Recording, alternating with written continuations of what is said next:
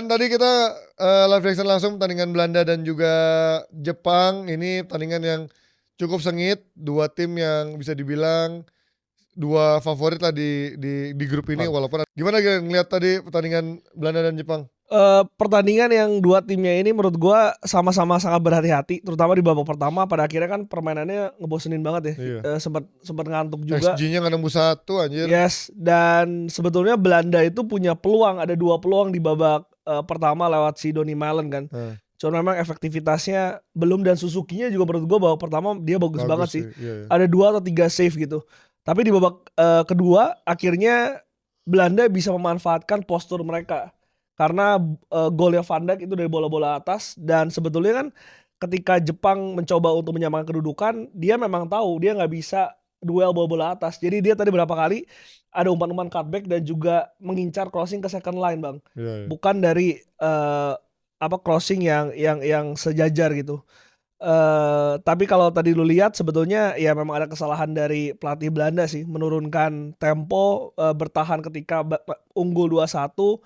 Dan memang Jepang kan kita tahu secara tim memang ini tim yang kolektif, bekerja keras, dan sampai menit akhir dia terus-terusan menyerang, aliran bolanya cepat, skillnya juga sebetulnya dia tuh goceknya tuh bagus ya. Maksudnya secara individunya juga bagus, meskipun memang nggak ada yang menonjol. Bahkan tadi Kubo yang kita tahu mungkin yang paling skillful ya, yang paling populer, tapi tadi nggak kelihatan.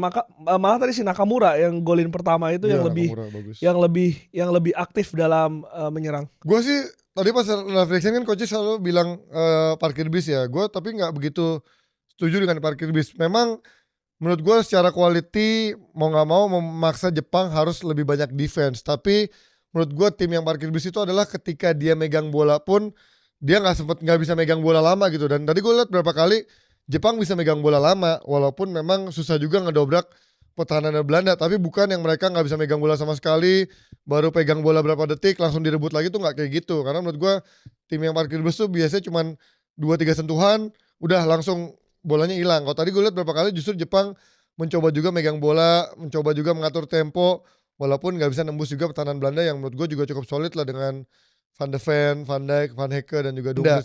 Dan gue juga cukup surprise bagaimana tadi Jepang di babak kedua terus mainkan bola-bola udara, bola-bola crossing atas yang gue rasa gila nih. Jepang nggak punya pemain tinggi badan yang luar biasa di depan, tapi terus mau ngelawan Van Dijk, Van Hecke, Van de Ven, tapi pada akhirnya tembus tadi dengan mau dibilang mau ada deflect-nya kek, mau enggak kek, tapi dia bisa memenangkan duel udara dan akhirnya kena deflect dan akhirnya menjadi gol kedua Jepang. Tuh menurut gue gila juga sih Moriyasu ini mengenjot pemainnya untuk terus memaksakan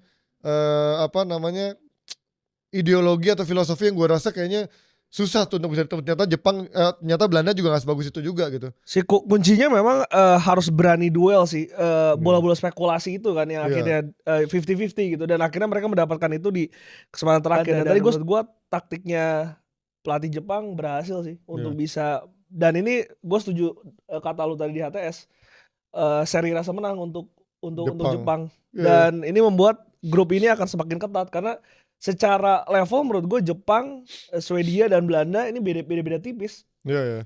Ya jadi kalau gue juga melihat even Swedia harus terseok-seok di kualifikasi dan harus lewat playoff, bukan berarti dia tidak bisa menjadi tim yang batu sandungan di fase grup ini ya, karena secara kualitas sebenarnya mereka punya untuk menjadi tim yang juga memberikan ganjalan, bisa memberikan perlawanan buat Belanda, apalagi Jepang gitu. Jadi ya ini akan menjadi grup yang tough, dan Belanda menurut gua nggak boleh mengulang kesalahan kalau dia nggak mau.